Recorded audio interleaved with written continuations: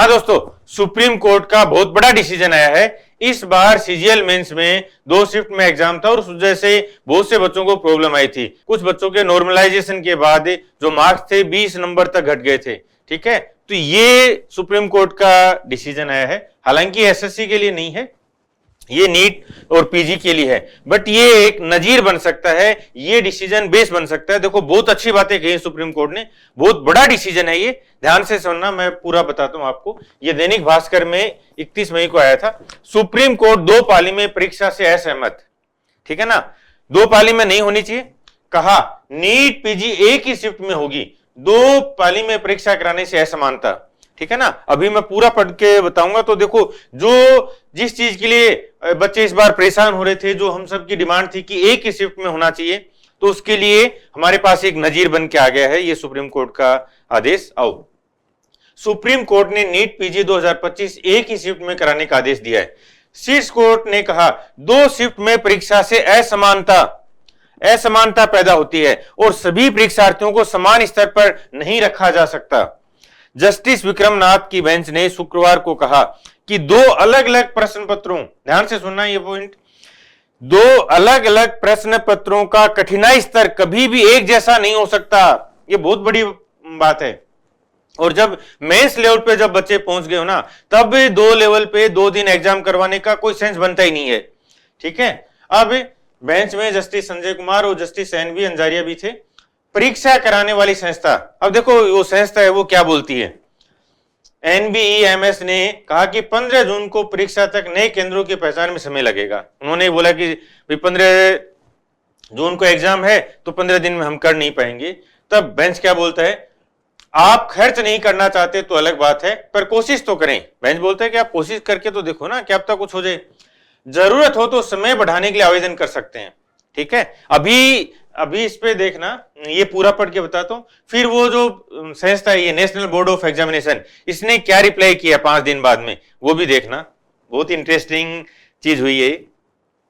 मांग क्या थी, वेबसाइट पर जारी हो प्रश्न पत्र और उत्तर कुंजी।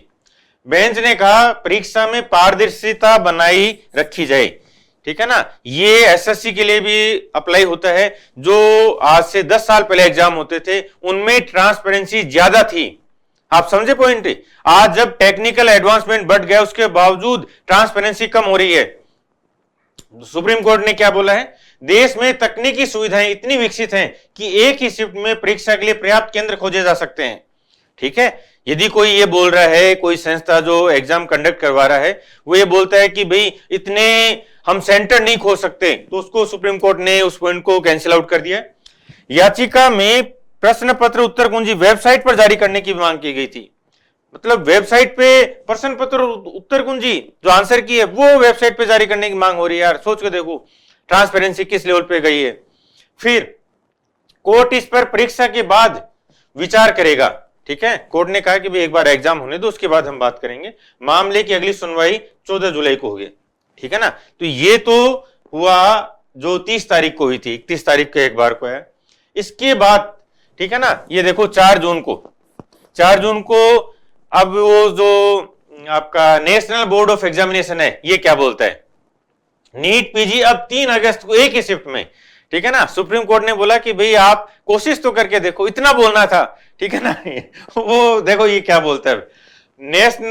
National board of examination NBE ने सुप्रीम कोर्ट में याचिका दायर कर नीट पीजी 2025 को 15 जून से टालकर 3 अगस्त को एक ही शिफ्ट में कराने की अनुमति मांगी है। आ गया ना, देखो लाइन पे।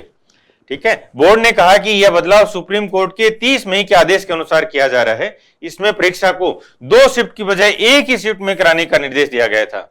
ठीक है ना, तो देखो सुप्रीम कोर्ट ने बहुत क्लियरली बोला है, और वो इस बार जो बच्चे हैं वो भुगत के आए हैं। उन्होंने देखा है सबने कि कैसे 2 पेपर 2 दिन एग्जाम करवाया गया, जबकि यहां तो देखो अभी एग्जाम, यहां देखो एसएससी से ज्यादा बच्चे हैं।